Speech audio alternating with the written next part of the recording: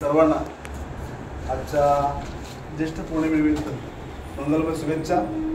सर्वांना मैत्रीपूर्ण जय भीम. जय भीम. जय भीम.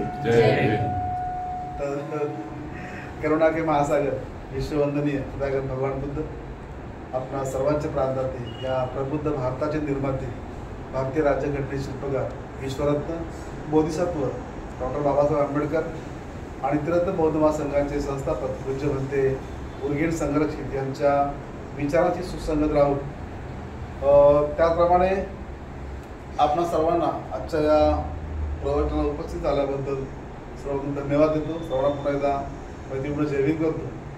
तर आज आपल्या सगळ्यांना माहिती आहे आज काय आहे, कोणती पौर्णिमा आहे? ज्येष्ठ पौर्णिमा आहे नाही का. आणि या ज्येष्ठ पौर्णिमेनिमित्त या ज्येष्ठ पौर्णिमेनिमित्त काय घडलेलं आहे नाही का, कोणत्या घटना बुद्ध काळात घडलेल्या आहेत ते आपण पाहण्याचा प्रयत्न करणार आहोत नाही का. आपल्या सर्वांना माहित आहे की या विश्वामध्ये जी बुद्ध राष्ट्र आहेत नाही काय, आणि त्या बौद्ध राष्ट्रांमध्ये पौर्णिमेला खूप महत्वाचं स्थान किंवा बौद्ध जगतात पौर्णिमेला अनन्यसाधारण असं महत्व आहे नाही काय. कारण बुद्धाच्या जीवनात नाही काय किंवा बुद्धाच्या जीवनातील अशा अनेक घटना ज्या आहेत त्या अनेक घटना कधी घडलेल्या आहेत? पौर्णिमेलाच घडलेल्या आहेत नाही काय. आपण बघितलं तर नाही काय, म्हणजे जणू काही बुद्धांचं आणि पौर्णिमेचं एक अतूट नातं नाही काय असावं असं मला वाटतं नाही का. अनेक घटना, अतिशय महत्वाच्या घटना देखील आपण बघू शकतो की कधी घडलेल्या आहेत, पौर्णिमेला घडलेल्या आहेत नाही काय. आणि त्याचं खरंच एक आश्चर्य वाटण्यासारखी गोष्ट आहे किंवा मनाला विस्मयचकित करून टाकणारी गोष्ट आहे. कारण आपण जर बघितलं तर वर्षाला 12 महिन्याच्या 12 पौर्णिमा आहेत ना. प्रत्येक पौर्णिमेला कोणती ना कोणती घटना बुद्धाच्या जीवनामध्ये घडलेली आहे. अशी एकही पौर्णिमा नाही की ज्या पौर्णिमेला भगवान बुद्धांच्या जीवनामध्ये कोणती विशेष घटना किंवा ऐतिहासिक घटना घडली नाही असं झालं नाही. मागची पौर्णिमा कोणती होती? कोणती होती? वैशाख पौर्णिमा होती. जरा ती येऊन बोला म्हणजे थोडस बरोबर नाही काय. वैशाख पौर्णिमा होती. आपल्या सगळ्यांना माहिती आहे वैशाख पौर्णिमेला सिद्धार्थाचा जन्म झालेला आहे. सिद्धार्थाला संबोधीची प्राप्ती झालेली आहे. त्याचबरोबर भगवान बुद्धांचं महापरिनिर्वाण झालेलं आहे. हे कधी झालं? वैशाख पौर्णिमेला. आजच्या पौर्णिमेला सुद्धा काय झालेलं आहे किंवा काय घटना घडल्या आहेत त्या आपण पाहणार आहोत. पुढची येणारी पौर्णिमा सुद्धा आहे नाही काय. म्हणजे प्रत्येक पौर्णिमेला काय झालेलं आहे, खूप अशा ऐतिहासिक घटना बुद्धाच्या जीवनामध्ये घडलेल्या आहेत. आणि म्हणून जणू काही बुद्धांचं आणि पौर्णिमेचं एक विलक्षण असं अतूट नातं असावं याची साक्ष या पौर्णिमा देत आहेत नाही काय. याची आपल्याला काय असली पाहिजे, कल्पना असणं फार गरजेचं आहे नाही काय. तर आपण आजच्या दिवशी ज्येष्ठ पौर्णिमा जी आहे त्या ज्येष्ठ पौर्णिमेविषयी आपण माहिती करून घेणार आहे. मी जरी तुम्हाला प्रवचन देत असलो तरी मी काय एवढा टॉपचा प्रवचनकार नाही असं मला म्हणजे मी सांगितलं बरं नाही काय. माझ्याकडून काही चुका होऊ शकतात नाही बोलण्याच्या ओघामध्ये, तर मला तुम्ही तर लक्षात आणून घ्या नाही काय. तर आपल्याला माहिती आहे की आज ज्येष्ठ पौर्णिमा आहे ना की, आणि ज्येष्ठ पौर्णिमेविषयी आपण माहिती करून घेत आहोत. बाह्य जगामध्ये किंवा जुन्या धर्मात आजच्या पौर्णिमेला कोणती पौर्णिमा म्हणतात? काल कोणती पौर्णिमा झाली? वट पौर्णिमा झाली. मी सार्वजनिक येईल तिथे नाही काय. तर आज ज्येष्ठ पौर्णिमा आहे आणि या ज्येष्ठ पौर्णिमेला भगवान बुद्ध हयातीत असताना, भगवान बुद्ध हयातीत नाहीत असं आता म्हणू शकत नाही, कारण बुद्ध हयातीत आहेत. धम्माच्या माध्यमातून किंवा धम्म शिकवणीच्या माध्यमातून बुद्ध काय आहेत, आपल्यामध्ये हयातीत आहेत. आता आपण जे काय बोलतोय ते कुणाच्या विषयी बोलतोय? बुद्धांच्या विषयी बोलतोय नाही. बुद्धांच्या बाबतीत काय घडलेलं आहे त्याच्याविषयी बोलतोय. म्हणजे बुद्ध आपल्या अस्तित्व आपल्यासोबत किंवा आजच्या घडीला अस्तित्वात आहेत. परंतु बुद्ध नसताना म्हणजे ज्यावेळेस बुद्धांचं महापरिनिर्वाण होण्या अगोदर भगवान बुद्धांच्या अस्तित्वात असताना या ज्येष्ठ पौर्णिमेला 2 घटना घडलेल्या आहेत. किती घटना घडलेल्या आहेत? 2 घटना घडलेल्या आहेत. आणि भगवान बुद्धांचं महापरिनिर्वाण झाल्यानंतर 2 घटना घडलेल्या आहेत. अशा एकूण 4 घटना घडलेल्या आहेत. आणि या 4 घटना आपण क्रमाने पाहणार आहोत. पहिल्या 2 घटना ज्या आहेत जेव्हा बुद्ध अस्तित्वात होते तेव्हा त्या 2 घटना आपण पहिल्या पाहणार आहोत नाही काय. तर आजच्या या ज्येष्ठ पौर्णिमेला पहिली घटना कोणती घडली आहे? कोण सांगेल? माहिती आहे तर बोलू शकता. कोणती पौर्णिमा, कोणती घटना घडलेली आहे तर तपस्वी आणि भल्लिक यांना उपासकांची दीक्षा भगवान बुद्धाने आजच्या पौर्णिमेला, ज्येष्ठ पौर्णिमेला दिलेली आहे, नाही का. ज्येष्ठ पौर्णिमेला पहिली घटना जी आहे बुद्धा आजच्या पौर्णिमेची ती कोणती आहे, तपस्वी आणि भल्लिक यांची धम्मदीक्षा असं म्हटलेलं आहे. आपण थोडं त्या काळात जाणार आहोत, नाही काय. त्या काळामध्ये म्हणजे प्राचीन काळी, नाही काय, ओरिसा, आता ज्याला आपण ओरिसा म्हणतो त्याला पूर्वीचं नाव काय होतं, कलिंग. कलिंग हे नाव होतं बरं का, हे लक्षात ठेवा. त्याबरोबर ह्या कलिंगला देखील अति प्राचीन असं नाव होतं, ते म्हणजे उत्कल म्हणून त्याला ओळखलं जायचं. तर या ओरिसा म्हणजे आताच्या काळातलं नाव जे आहे ते ओरिसा आहे. आणि त्यावेळेस या ओरिसाला बुद्ध काळामध्ये किंवा बुद्ध काळाच्या नंतर, बुद्ध काळ उत्कल असं म्हणते पण मध्ये नंतर त्याला कलिंग देखील म्हटलं आहे.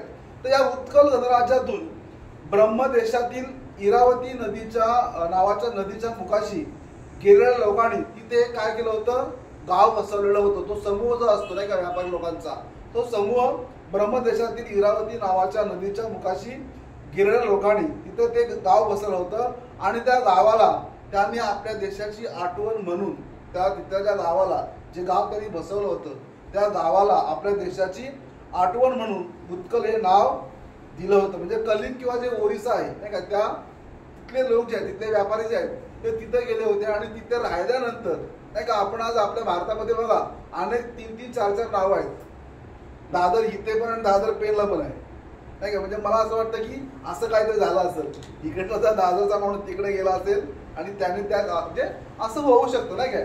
तर म्हणून हे जे लोक आहेत नाही व्यापारी लोक, ते तिकडे गेल्यामुळे त्यांनी काय केलेलं आहे, आपल्या देशाची जी आठवण होण्यासाठी त्यांनी त्यावेळेचं जे नाव होतं प्राचीन, अतिप्राचीन नाव उत्कल हे दिलं. आणि ब्रह्मदेशात नाही का जाऊन वास्तव्य केलेलं आहे नाही काय. आणि त्यावेळेस तपस्वी आणि जे भल्लिक हे दोघे भाऊ जे आहेत ते व्यापार करण्यासाठी म्हणजे उत्कल येथे व्यापारासाठी ते येत असत. तसेच अनेक दिवस ते वास्तव्य पण करत असत. पण तपस्वी आणि भल्लिक हे दोन भाऊ मात्र कुठले होते, बाल्की हातले होते. तर बाल्की हात म्हणजे हा मला पण माहीत नाही, परंतु त्या पुस्तकामध्ये असं वर्णन केलेलं आहे. हा बाल्की हातले म्हणजे अफगाणिस्तान मजार-ए शरीफच्या पश्चिमेपासून 18 किलोमीटर अंतरावर आहे. आणि त्या गावाला बाल्क असे पण म्हणतात नाही काय. आणि जेव्हा सिद्धार्थाला संबोधीची प्राप्ती झाली त्यावेळेस हे दोघं भाऊ कुठे होते, भारतामध्ये होते किंवा त्या परिसरामध्ये होते. आणि तेव्हा तपस्वी आणि भल्लिक नाही काय हे दोघे भाऊ तेथे व्यापार करीत होते. ते दोघेही व्यापार करण्यासाठी भारतामध्ये आले असताना सागरी नावामधून जो माल आणलेला होता ब्रह्मदेशातून नाही काय भारतात विकण्यासाठी, तेव्हा ते 500 बैलगाड्यांवर लादून उर्वेला वनातून जात होते. आणि दुपारची वेळ झालेली होती. तपस्वी आणि भल्लिक यांनी काय केलेलं, आपल्या सेवकांना निरंजना नदीच्या काठावरती आपल्या बैलगाड्या थांबवण्यास सांगितलेले आहे. आणि सर्वजण काय करत आहेत, भोजनाच्या तयारीला लागलेले आहेत नाही काय. भगवान बुद्ध त्यावेळी बुद्धगयेच्या परिसरामध्ये नाही काय संबोधी प्राप्तीचा आनंद घेत होते नाही काय. नुकतंच बुद्धत्व प्राप्त झालेला सिद्धार्थ होता आणि तो काय करत होता किंवा ते काय करत होते, आपल्या संबोधी प्राप्तीचा आनंद घेत होते. संबोधी मुक्ती सुखाचा आनंद किंवा अनुभव घेत होते. आणि बोधी वृक्षाजवळ असलेल्या रजायत वृक्षाच्या खाली ते आसनस्थ बसले असता या दोन भावांनी त्यांना पाहिलं. आणि ते भगवान बुद्धांचे विलोभनीय रूप जे आहे त्यात पाहतच राहिले नाही का. विलोभनीय रूप असं म्हटलं म्हणजे मनाला मोहून टाकणारं रूप असं त्याला म्हणतो आपण इंग्रजीमध्ये काय म्हणतो, अमेझिंग म्हणतो. असं काय बोलतो शब्द अमेझिंग नाही काय, म्हणजे मनाला आकर्षित करून टाकणारं ते रूप नाही काय. या दोन भावांनी पाहिल्याबरोबर ते त्यांच्याकडे पाहतच राहिले आणि ते भगवान बुद्धांकडे गेले, त्यांचे दर्शन घेतले. भगवान बुद्धांना ब्रह्मदेशातून आणलेला तांदूळ आणि मधापासून बनवलेला पदार्थ भोजनासाठी दिला. भगवंतांनी ते स्वीकारले. बुद्धत्व प्राप्त झाल्यानंतर भगवान बुद्धांचे हे प्रथम भोजन होते. त्यानंतर तपस्वी आणि भल्लिक या दोन भावांनी भगवान बुद्धांकडे काय केलेलं आहे, याचना केलेली आहे. एक अविस्मरणीय भेट वस्तू आम्हाला मिळावी तुमच्याकडून नाही का, असं त्यांनी भगवान बुद्धांना याचना केलेली आहे, विनंती केलेली आहे. आणि भगवान बुद्धांनी या दोन भावांना आपल्या डोक्यावरील केसांच्या 8 बटा दिल्या.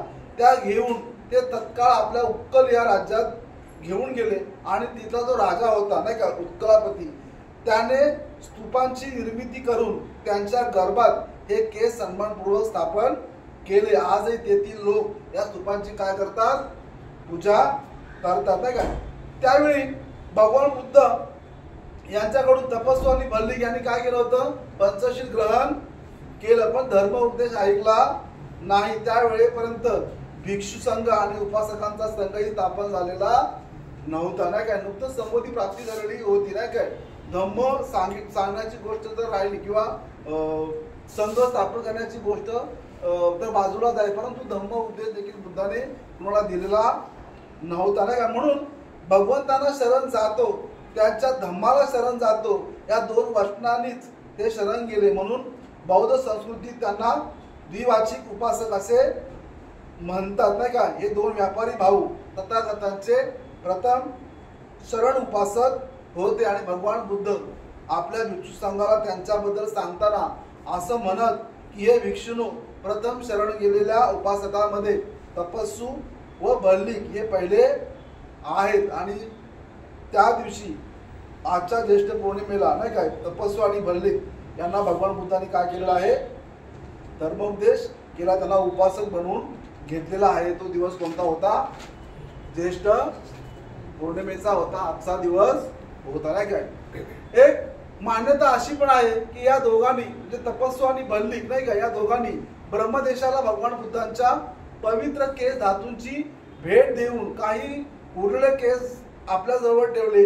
ब्रह्मदेशात त्या केसावर सुवर्ण चैत्य उभारला अशी ब्रह्मी उपासकांची धारणा आहे. आणि याच दोन व्यापारी भावांनी उरलेल्या केसावर त्यांची व त्यांच्या पूर्वजांची जन्मभूमी बाल्किहाल किंवा बाल्क जी उत्तर पथाकडे होती, त्या बाल्क जवळील असितंज मध्ये एक भगवान बुद्धांचा स्तूप उभारून त्यात ते केस धातू ठेवलेले आहेत. असे तपस्सू आणि भल्लिक या दोघा भावांनी भगवान बुद्धांच्या स्तूपाची निर्मिती केलेली आहे, केस धातूची नाही काय. तर अशा प्रकारे भगवान बुद्धांनी काय केलेलं आहे, तपस्सू आणि भल्लिक यांना उपासकाची दीक्षा आजच्या दिवशी म्हणजे ज्येष्ठ पौर्णिमेला दिलेली आहे. धन्य ते तपस्सू आणि भल्लिक की जे त्या काळातील विशाल भारताच्या पूर्व आणि पश्चिमेकडील दोन्ही शेजारी देशामध्ये तथागत भगवान बुद्धांच्या केस धातूंच्या सर्वप्रथम स्तूपाची निर्मिती करण्यास सहाय्यकारी झालेले आहेत नाही काय. तर अशा प्रकारे पहिली घटना जी आहे तपस्वी आणि भल्लिक यांना उपासकांची दीक्षा भगवान बुद्धाने दिलेली आहे. ती कोणत्या दिवशी दिलेली आहे, आजच्या ज्येष्ठ पौर्णिमेला दिलेली आहे. त्यानंतर दुसरी घटना जी आहे ती कोणती आहे, आपल्या सगळ्यांना कदाचित माहीत असावी असं मला वाटतं. कोणती घटना दुसरी आहे, सुजाताची खीर म्हणजे सुजाताची धम्मदीक्षा आहे नाही का. दुसरी घटना कोणती आहे, सेनानी पुत्री सुजाता हिला धम्मदीक्षा भगवान बुद्धांनी दिलेली आहे नाही काय. बुद्धगयेच्या महाविहारापासून नाही काय जवळच अगदी 2 किलोमीटरच्या अंतरावर निरंजना नदी वाहते, आपल्या सगळ्यांना माहिती असेल नाही काय. आणि नदीच्या अलीकडच्या तीरावर बुद्धगया आणि पलीकडच्या तीरावर उर्वेला नावाचे एक सुंदर असं छोटस खेडं गाव आजही त्या ठिकाणी आहे. परंतु आज त्या गावाला काय म्हणतात, बाकरोर म्हणतात. आणि याच गावाला त्या काळी सेनानी ग्राम पण म्हणायचे नाही काय. आणि याच गावचे सेनानी नावाचे एक प्रतिष्ठित श्रेष्ठी या गावचे प्रमुख होते. आणि सुजाता ही या सेनानी यांची मुलगी होती. सुजाता दिसायला अतिशय सुंदर होती, तिचे केस काळेभोर होते, घनदाट होते आणि त्याचबरोबर सुजाता ही जी आहे ना ही मधुरभाषी होती आणि त्यामुळे ती मधुरभाषी असल्यामुळे ती सगळ्यांना आवडत होती. त्याचबरोबर हे सेनानी जे आहेत श्रेष्ठी प्रमुख जे गावचे आहेत त्यांच्याकडे खूप साऱ्या गायी होत्या आणि म्हणून त्या काळामध्ये त्यांना काय म्हणायचे, ग्वालराज असे म्हणायचे नाही काय. आणि या सुजाताने आपल्या बाल्यावस्थेतून तारुण्यात प्रवेश केलेला होता. त्या गावामध्ये नाही काय आजपाल नावाचा एक वटवृक्ष होता आणि त्या काळी सेनानी गावातील लोकांची अशी एक धारणा होती किंवा अशी एक मानसिकता किंवा अशी एक समज झाली होती की त्यांच्या या गावात आजपाल नावाच्या वटवृक्षाची मनोभावे पूजा करेल त्याला त्याच्या मनातील इच्छा प्राप्त होते, अशी एक धारणा त्या लोकांची होती नाही का, त्या काळातल्या लोकांची. आणि सुजाता आपल्या ऐन तारुण्यात किंवा ऐन विवाह अवस्थेमध्ये जेव्हा येते तेव्हा ती सुद्धा या अजपाल नावाच्या वटवृक्षाजवळ पूजा करते आणि त्या वटवृक्ष राजाला आपल्या मनातील इच्छा व्यक्त करताना ती असं म्हणते की हे वटवृक्ष राजा, जर मला सुंदर सुशील व कर्तृत्ववान वर मिळेल आणि पहिल्या संतानाच्या रूपाने पुत्ररत्न प्राप्त होईल तर मी निर्जल दुधाचा मधुपायासाचा नैवेद्य चढवून तुझी पूजा करेन नाही काय. तर या ठिकाणी सुजाताने काय केलेलं आहे, आपल्या मनातली इच्छा त्या वटवृक्षाला म्हटलेली आहे की जर मला कर्तृत्ववान किंवा सुंदर सुशील असा वर मिळाला आणि पहिल्या संतानाच्या रूपाने पुत्र प्राप्त झाले तर मी काय करेन, तुला एक मदमिश्रित मेवायुक्त खीर असा तो नैवेद्य चढवून तुझी पूजा करेन. आणि पुढे हे सेनानी पुत्री सुजाताचा विवाह वाराणसी येथील एका श्रेष्ठीच्या सुपुत्रासोबत झाला आणि सुजाता आपल्या सासरी राहायला गेलेली आहे. आणि तिला काही महिन्याने काय झालेलं आहे, तिला गर्भ राहिला आणि थोड्याच कालावधीमध्ये तिने एका सुंदर पुत्राला जन्माला घातले. आणि काही महिने निघून गेल्यानंतर अजपाल वटवृक्षाला केलेल्या नवस्फूर्तीसाठी सुजाता कुठे आलेली आहे, आपल्या माहेरी, आपल्या माहेरच्या गावाला, सेनानी गावाला आलेले आहे. आणि वटवृक्षाच्या पूजेचे आयोजन करण्यास तिने सुरुवात केली नाही काय. चैत्र पौर्णिमेचा दिवस होता. चैत्र पौर्णिमेचा दिवस होता. सुजाता भल्या पहाटे उठली. आपल्या नेहमीच्या नित्य कार्याच्या ज्या काही निवृत्त ती झाली आणि तिने स्नान केले. सुंदर सूक्ष्म नूतन मखमलीचे वस्त्र परिधान केले. शुद्ध चित्ताने तसेच आंतरबाह्य शुचितेने तिने नैवेद्य पूजेसाठी खीर तयार करण्यास सुरुवात केली. आणि आपल्या पुन्हा नावाच्या दासीला बोलवून घेतले आणि तिला सांगितले की जा आणि वटवृक्षाचा जो परिसर आहे तो स्वच्छ करून घे नाही काय.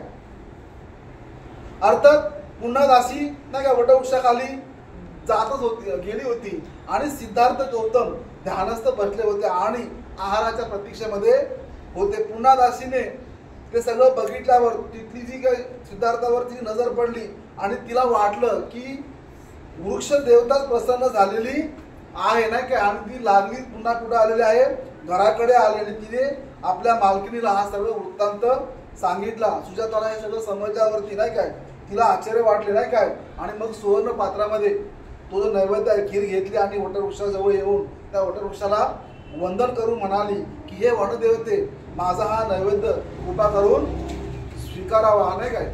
आणि त्या विनंतीच्या उत्तरादाखल सिद्धार्थ गौतम म्हणाले की भद्रे, मी वनदेवता नसून एक सामान्य मानव आहे. सत्याचा साक्षात्कार करून दुःखमुक्तीचा मार्ग शोधत आहे. भगवान बुद्ध अतिशय नम्रपणे काय म्हणतात सुजाताला की मी कोण वनदेवता वगैरे नाही, मी सर्वसामान्य मानव आहे आणि काय करत आहे, सत्याचा साक्षात्कार करून घेण्यासाठी आलेलो आहे किंवा इथे म्हटलं. आणि सिद्धार्थाचे हे शब्द ऐकून सुजाता म्हणाली की आपणास दुःखमुक्तीचा मार्ग सापडला म्हणजे मलाही सांगावा. असे अभिवचन सिद्धार्थाकडून तिने घेतले आणि सिद्धार्थ गौतमाला त्रिवार वंदन केले.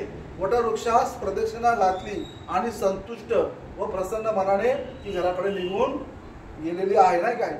आता सुजाताने दिलेल्या खिरीचा नैवेद्य जो आहे तो सिद्धार्थाने काय केलेला आहे, स्वीकारलेला आहे आणि आपल्या अनेक दिवसांचा उपवास सोडला. तेव्हा असं म्हणजे आपल्याला वाचनामध्ये देखील आहे बघा, बुद्धाच्या धर्मग्रंथामध्ये किंवा इतर बौद्ध ग्रंथामध्ये की त्यावेळेस कारण सिद्धार्थांची जी अवस्था होती ना ती साफ अशी तब्येत खूप खालावली होती त्यांची, म्हणजे त्यांचं पाठ आणि पोटाचं एक झालं होतं नाही काय. आणि मग त्यावेळेस त्यांना अशा प्रकारचा काय मिळाला होता, एक भोजनदान मिळालं होतं आणि त्यांनी त्याचा काय केलेला आहे, स्वीकारला आणि आपल्या अनेक दिवसांचा उपवास सोडला आणि त्याने नव्याने संबोधी प्राप्तीचा साक्षात्कारात प्रारंभ केला. अगदी बरोबर. म्हणजे चैत्र पौर्णिमेला हा जो नैवेद्य आहे किंवा हा जो काही श्रीधराने दिलेली खीर आहे ती चैत्र पौर्णिमेला भगवान बुद्धांना दिली आणि बरोबर 1 महिन्यानी वैशाख पौर्णिमेला सिद्धार्थाला काय झालेलं आहे, ज्ञान प्राप्त झालेलं आहे, संबोधीची प्राप्ती झालेली आहे नाही काय. आणि म्हणून सिद्धार्थाला संबोधित प्राप्त झाल्यानंतर त्यांनी सुजाताला दिलेल्या वचनाचे त्यांना स्मरण झाले आणि तिचा शोध घेतला. तेव्हा बुद्धाला समजले की सुजाताचा विवाह जो आहे तो विवाह वाराणसीच्या शेट्टीबरोबर झालेला आहे. भगवान बुद्ध कुठे गेलेले आहेत? सुजाताचा शोध घ्यायला गेलेले आहेत. पुढे वाराणसीमध्ये गेलेले आहेत ना काय. आणि वाराणसीला गेल्यानंतर सुजाता, तिचा पती आणि लहान मुलगा यश भिक्षू झाला नाही का. ज्यावेळी दुसरी धम्मसंगीती झाली, त्या धम्मसंगीती कालाशोकाच्या काळात झाली, तर त्या संगीतीमध्ये अरहंत यश उपस्थित होता आणि त्याचबरोबर सुजाताच्या परिवाराला तथागतांनी काय केलेलं आहे? धम्मदीक्षा दिली. तो दिवस कोणता होता? ज्येष्ठ पौर्णिमेचा दिवस होता, ज्या दिवशी भगवान बुद्धांनी सुजाताला उपासकाची दीक्षा दिली, धम्मदीक्षा दिली. तो दिवस कोणता होता? ज्येष्ठ पौर्णिमेचा दिवस होता नाही काय. मला वाटतं असं म्हणतात नाही काय, सुजाताची खाऊन खीर सिद्धार्थाला आला धीर आणि मग तो झाला वीर नाही काय. अर्थात या गोष्टी काय आल्या तर सुजाताची खीर खाल्यानंतर सिद्धार्थाला संबोधी प्राप्त करण्यासाठी एक प्रकारचं बळ निर्माण झालं असं म्हणतात नाही काय. तर अशा प्रकारच्या दोन घटना ज्या आहेत त्या दोन घटना भगवान बुद्धांच्या उपस्थितीत घडलेल्या आहेत किंवा भगवान बुद्ध हसताना घडलेल्या आहेत. आता पुढील दोन घटना ज्या आहेत त्या आपण पाहणार आहोत, त्या भगवान बुद्धांच्या महापरिनिर्वाणानंतर घडलेल्या आहेत ना काय. तर तिसरी घटना कोणती आहे? कोण सांगेल? तिसरी घटना संघमित्र आणि महेंद्र यांची श्रीलंका येथे त्यांनी काय केलेलं आहे? आजच्या पौर्णिमेला संघमित्र आणि महेंद्र यांनी श्रीलंका येथे बोधिवृक्ष लावला, बोधिवृक्षाचं रोपण केलेलं आहे नाही काय. आपल्या सगळ्यांना माहिती आहे की भगवान बुद्धांचं महापरिनिर्वाण झालं त्यावेळेस पहिली धम्मसंगीती झाली, त्यानंतर काही वर्षांनी दुसरी धम्मसंगीती झाली आणि लागलीच नाही काय तिसरी धम्मसंगीती भगवान बुद्धांच्या महापरिनिर्वाणानंतर जवळजवळ 236 वर्षांनी पाटलीपुत्र येथे महामोगली पुत्र तीस यांच्या अध्यक्षतेखाली तर राजा सम्राट अशोक यांच्या उपस्थितीत आणि जवळजवळ 1000 विद्वान म्हणजे महास्तवीर नाही काय भिक्षू यांच्या सहभागात ती आयोजित केली नाही काय. आणि या संगीतीत, आता संगीती म्हणजे काय?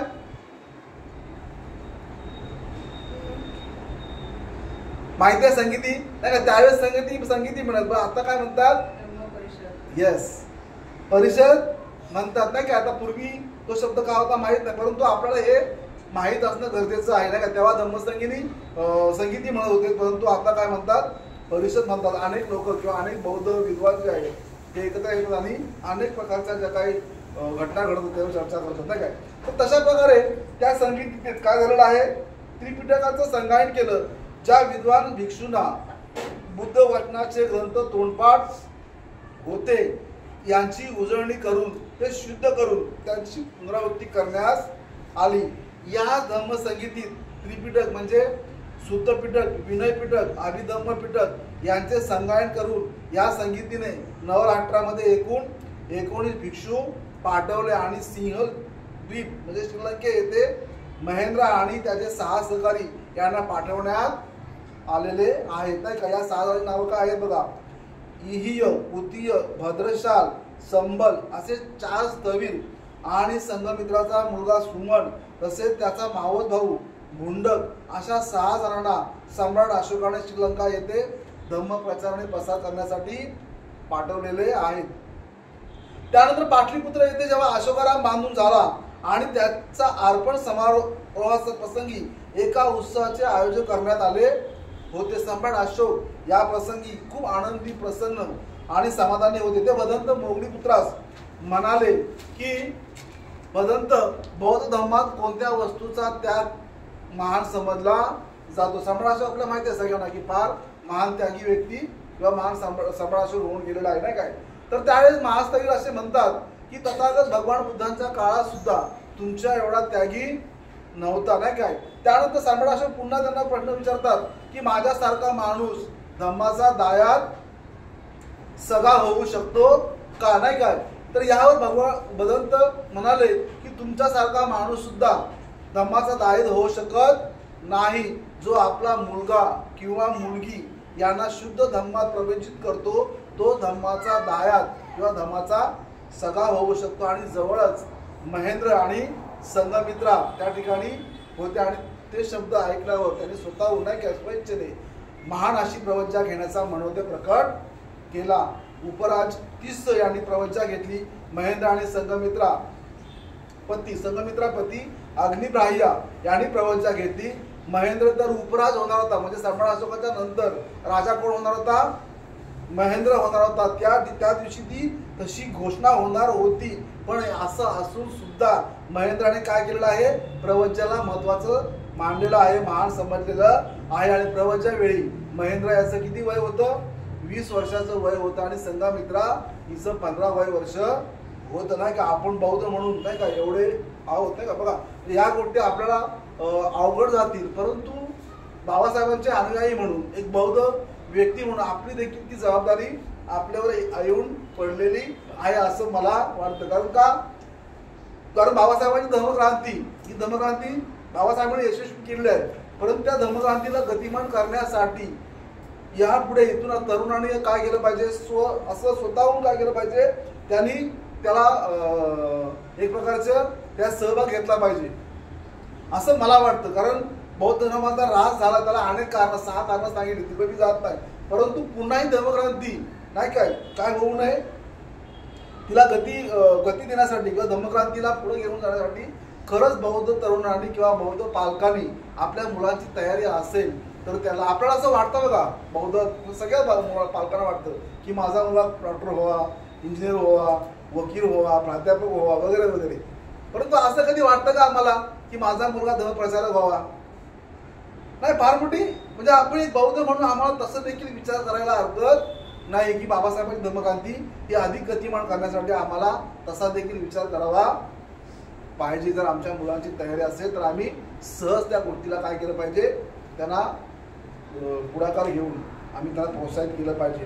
तर महेंद्रला प्रवज्जा घेऊन 12 वर्षांचा काळ झालेला होता. उपाध्याय मोगली पुत्र 30 आणि धम्मसंघाच्या आदेशाने धम्म प्रचार करण्याकरिता महेंद्र व त्याचे 6 सहकारी श्रीलंकेस गेले. आणि श्रीलंकेचा राजा देवाळाम प्रिय तिष्य हा सम्राट अशोकाचा मित्र होता. त्याला पण धम्माचा दायाद होण्याची इच्छा होती. बदंत महेंद्रानंतर संघमित्रा पण श्रीलंकेतील राजघराण्यातील राजकुमारी अनुला व इतर महिलांना दीक्षित करण्यासाठी श्रीलंकेला गेली. आणि जाताना बुद्धगया येथील बोधी वृक्षाची शाखा सोबत घेऊन गेली आणि ती बोधी वृक्षाची शाखा अनुराधपूर डगरात लावली. ती आजही त्या ठिकाणी काय आहे? विद्यमान आहे. म्हणजे जे बोधी वृक्षाचं बुद्धगयेला वृक्ष आहे त्याची शाखा ही आहे, त्या शाखेचं संघमित्रा काय करते? ती शाखा घेतली आणि श्रीलंकेला गेलेली आहे. आणि त्या श्रीलंकेमध्ये अनुराधपूर या ठिकाणी तिचं रोपण केलेलं आहे. महेंद्र आणि संघमित्रा पुन्हा भारतामध्ये आले नाहीत. तसेच जे धर्मदूत म्हणून विदेशात गेले, सम्राट अशोकाने पाठवले, ते तेथेच राहिले. तेथील जनतेत ते एकरूप झाले नाही काय. महेंद्र आणि संघमित्रा हे मिशनरी पद्धतीचे धर्मप्रचारक होते. मिशनरी पद्धत म्हणजे मला असं वाटतं की ती मान्यता प्राप्त संस्था असेल, जे संस्था धर्मप्रचारक करतात, ज्यांना एक प्रकारचं लक्षात शब्द का मी खूप बघितलं तपासून. तर मिशनरी प्रकारचं म्हणजे त्याला धर्म प्रचार करण्यासाठी आपण एखादी संस्था जी आहे ती मान्यता प्राप्त असते असं मला वाटतं. आणि संपूर्ण श्रीलंकेतूनच पुढे संपूर्ण विश्वात बौद्ध धर्माचा प्रचार प्रसार झाला. 3ऱ्या धम्मसंगीतीत जे त्रिपिटकाचे संगायन केलं त्याच्या आधारेच बुद्ध शिकवण, बुद्ध वचनांचे ग्रंथ यांचे संगायन केल्यामुळे पुढे भिक्षू महेंद्र आणि संघमित्रा यांनी त्रिपिटकाच्या आधारेच धम्मप्रचार प्रसार केला व त्यांनीच अनेक बौद्ध शिकवणी नव्या प्रकारे निर्माण केल्या नाही काय. आपल्या सगळ्यांना माहिती आहे बाबासाहेब 2 वेळा श्रीलंकेमध्ये गेले होते. बाबासाहेब 2 वेळा श्रीलंकेमध्ये गेले होते. 1951 बाबासाहेब श्रीलंकेमध्ये गेले होते कारण धर्मांतर करायचं होतं. आणि मग नवदीक्षित धर्मांतरित लोकांना पुस्तकं पाहिजे होती, सुत्ताची पुस्तकं पाहिजे होती, बौद्ध साहित्य पाहिजे होतं. आणि बौद्ध साहित्य हे भारतामध्ये त्यावेळा नव्हतं. आणि म्हणून बाबासाहेब 2 वेळा श्रीलंकेला गेले होते. आपल्यासाठी धर्मांतरित बौद्धांना वंदना सुत्त जे पालीमध्ये आहे ते पुस्तक आणि इतर बौद्ध साहित्य भारतामध्ये आणण्यासाठी बाबासाहेब 2 वेळा श्रीलंकेत गेले होते. परंतु बाबासाहेब सम्राट अशोक यांच्यावरती नाराज होते, नाही काय? कारण संघमित्र आणि महेंद्र यांना काही वर्षांनी पुन्हा भारतात जर बोलवलं असतं तर भारतात बौद्ध धर्माचा ऱ्हास झाला नसता, असं बाबासाहेबांचं मत, विशिष्ट धर्माचार्यांचं हे मत आहे, नाही काय? जर श्रीलंकेमध्ये सम्राट अशोकाची मुलं जाऊन तिथं बौद्ध धर्माचा प्रचार प्रसार करतात आणि श्रीलंका बौद्ध राष्ट्र बनतं, आजच्या घडीला श्रीलंकेमध्ये जवळजवळ 70% बौद्ध आहेत. मग जर श्रीलंकेतून त्यांना पुन्हा बोलवलं असतं 20 वर्षांनी 25 वर्षांनी तर भारतामध्ये 50% तर आज बौद्ध असते. म्हणून बाबासाहेब सम्राट अशोकावरती नाराज होते की त्यांनी काही वर्षांनी संघमित्र आणि महेंद्राला भारतात बोलवायचं होतं आणि भारतामध्ये धर्मप्रचार आणि प्रसार त्यांना करायला लावायचा होता. तर संघमित्र आणि महेंद्र यांनी श्रीलंकेत अनुराधपूर येथे भारतातून आणलेली बोधिवृक्ष जो लावलेला आहे तो कोणत्या दिवशी लावलेला आहे? ज्येष्ठ पौर्णिमेच्या दिवशी लावलेला आहे. आणि तो दिवस जो आहे तो दिवस महोत्सवाचा दिवस त्या ठिकाणी श्रीलंकेमध्ये साजरा करतात, नाही काय? आणि सगळ्यात चौथी आणि शेवटची घटना जी आहे ती म्हणजे कोणती? महाथेरो महामती महामहेंद्र यांचे परिनिर्वाण. आपल्या सर्वांना माहिती आहे की सम्राट अशोकाने आपल्या दोन्ही मुलांना धम्माचा प्रचार आणि प्रसार करण्यासाठी श्रीलंकेमध्ये पाठवलं होतं. पण सम्राट अशोक यांना 5 राण्या होत्या. किती राण्या होत्या?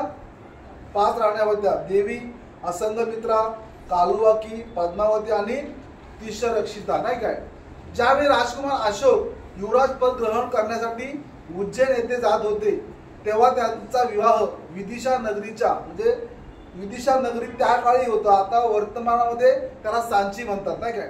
सांची जवळ म्हणजे विदिशा नगरीचा श्रेष्ठी सौगांतिकाची परम सुंदर धार्मिक वृत्तीची कन्या देवी बरोबर झाला आणि त्या राणीपासून अशोकाला 2 अपत्य झाली, महेंद्र आणि संघमित्रा. अशोक यांची पहिली पत्नी देवी ही पाटलीपुत्र येथे कधीच आली गेली नाही, नाही का? ती अतिशय धार्मिक वृत्तीची होती. त्यातच तिने आपले उर्वरित जीवन जे आहे ते जीवन धार्मिक वृत्तीमध्ये घालवलं आहे. महेंद्र आणि संघमित्रा हे आईजवळ लहानाचे मोठे झाले. आई बौद्ध धर्माची उपासक होती. लहानपणापासून दोन्ही मुलांवरती भावंडांवरती बौद्ध धर्माचे संस्कार झाले होते आणि म्हणूनच की काय संघमित्र आणि महेंद्र यांची ती मानसिकता झाली प्रवंचित होण्याची, नाही काय? आता शक्य नाही. आम्ही अशा मुलांना ऍक्च्युली वर्गामध्ये घेऊन येणं गरजेचं आहे, नाही का? घरी काय आम्ही घेत नाही ना काही बौद्ध म्हणून आम्ही स्वतःहून आई वडिलांनी तशा प्रकारचं त्यांना महत्त्व सांगितलं पाहिजे. गोष्टी रूपाने का होईना त्यांच्यावरती बौद्ध संस्कृती रुजवली पाहिजे, नाही काय? लंकापती तिश्य यांचा राज्याभिषेक भगवान बुद्धांच्या महापरिनिर्वाणानंतर झाला. सम्राट अशोक व तिश्य यांची मैत्री होती आणि सम्राट अशोकाने राज्याभिषेक सोहळ्याला उपस्थित राहावे अशी महाराज तिश्य यांची इच्छा होती. तसे निमंत्रणही सम्राट अशोकाला महाराज तिश्य यांनी पाठवलेले होते. परंतु सम्राट अशोकाने आपला पुतण्या महारथी याचे हस्ते काही भेट वस्तू व संदेशही पाठविला होता आणि त्यात सम्राट अशोक आपल्या संदेशामध्ये महाराज तिश्य यांना म्हणतो की मी बुद्ध धर्म आणि संघ यांना शरण गेलेलो आहे. मी स्वतःला शाक्यपुत्राच्या धर्माचा उपासक मानतो. हे सर्वोत्तम पुरुषा तू सुद्धा बुद्ध धर्म आणि संघ या सर्वश्रेष्ठ 3 रत्नांना शुद्ध अंतःकरणाने शरण जा. अशा प्रकारचा संदेश महाराज सम्राट अशोक देखील काय करतात? महाराजा लंकापती तिश्य यांना दिलेला आहे. आणि लंकापती तिश्याच्या विनंतीवरून राज्याभिषेकाच्या 1 महिन्यानंतर लगेच, नाही काय, भिक्षू महेंद्र आणि त्याचे 6 सहकारी श्रीलंकेत आले. महामहेंद्राच्या प्रेरणेने देवानाम प्रिय तिश्य यांनी आपल्या 40 वर्षाच्या राज्यकारभाराच्या कारकिर्दीमध्ये, नाही काय, मोठ्या उत्साहाने धम्मकार्य केलेलं आहे. धम्माचा प्रचार प्रसार केला. सिंहद्वीप बुद्धमय धम्ममय केले. असंख्य विहाराची निर्मिती करण्यात आली. संघमित्र आणि महेंद्र यांनी बुद्ध धर्म श्रीलंकेतील लोकांच्या घराघरामध्ये पोहोचविला. असंख्य तरुण तरुणी त्या काळामध्ये भिक्षू संघात सामील झाल्या. सर्व श्रीलंका संख्येतील लोकांनी किंवा जनतेने बौद्ध धर्म स्वीकारला. महेंद्र आणि संघमित्राने त्रिपिटक कंठस्थ करणारे भांडार तयार केले. तथागतांच्या धम्मा सुरक्षित ठेवण्याचे महान कार्य श्रीलंकेने केले. संपूर्ण बुद्ध वचन म्हणजे त्रिपिटक सर्वप्रथम तेथेच लिपिबद्ध झाले. महामहेंद्राने अट्टकथा साहित्याची निर्मिती केली. 14व्या शतकात जेव्हा भारतातून बौद्ध धर्म पूर्णतः नाहीसा झाला, बौद्ध वाङ्मय पूर्णतः लुप्त झाले आज जे त्रिपिटक साहित्य जे आपल्याकडे आहे भारतामध्ये किंवा इतर ठिकाणी ते कुठून गेलेलं आहे? श्रीलंकेतून गेलेलं आहे. श्रीलंकेची देण आहे. धम्मदूत महास्तवीर महामहेंद्र व भिक्खुणी माता संघमित्रा यांच्या धम्मकार्य जगात तोड नाही. आजही श्रीलंकेत त्यांच्या आगमनाचा दिवस मोठ्या थाटाने धम्म महोत्सवाच्या रूपात साजरा केला जातो. आजही त्यांचे धम्मचक्र श्रीलंकेत फिरतच आहे. 48 वर्ष सिंहद्वीपात श्रीलंकेत महामहेंद्राने धम्म प्रबोधन, धम्म जागृती आणि धम्म सेवा कायम चालू ठेवली आणि वयाच्या 80व्या वर्षी बरोबर ज्येष्ठ पौर्णिमेला महास्तवीर महामहेंद्र यांचे परिनिर्वाण झालेले आहे, नाही काय? तर अशा प्रकारच्या ह्या 4 घटना ज्या आहेत, ज्या आजच्या श्रेष्ठ पौर्णिमेला घडलेल्या आहेत, ज्या भगवान बुद्धांच्या काळातल्या 2 आहेत आणि भगवान बुद्धांच्या नंतरच्या काळातल्या 2 आहेत. मी काय माझ्या मनाचं सांगितलेलं नाही आहे. आपल्याकडे एक पुस्तक आहे ज्याचे लेखक आहेत आचार्य सूर्यकांत भगत यांचं बौद्ध धर्मातील पौर्णिमेचा इतिहास. या पुस्तकातून काही उदाहरणं आपल्यासमोर मांडण्याचा प्रयत्न केलेला आहे. काही ज्येष्ठ धर्मचार्यांची उदाहरणं देखील ही मी या ठिकाणी मांडलेली आहेत. केवळ मी माझ्या शब्दांची फिरवाफिरव करून आपल्याला सांगण्याचा प्रयत्न केलेला आहे. तर अशा प्रकारे आजच्या या पौर्णिमेच्या 4 घटना मी आपल्यासमोर मांडण्याचा प्रयत्न केलेला आहे. आपण सगळ्यांनी ऐकून घेतलं त्याबद्दल मी आपल्या सर्वांचे आभार मानतो. नवी मुंबई सेंटरने मला आज या ठिकाणी आजच्या या पौर्णिमेच्या निमित्त प्रवचन करण्यास संधी उपलब्ध करून दिली त्याबद्दल नवी मुंबई सेंटर देखील मी आभार व्यक्त करतो. पुन्हा एकदा सगळ्यांना जय हिंद.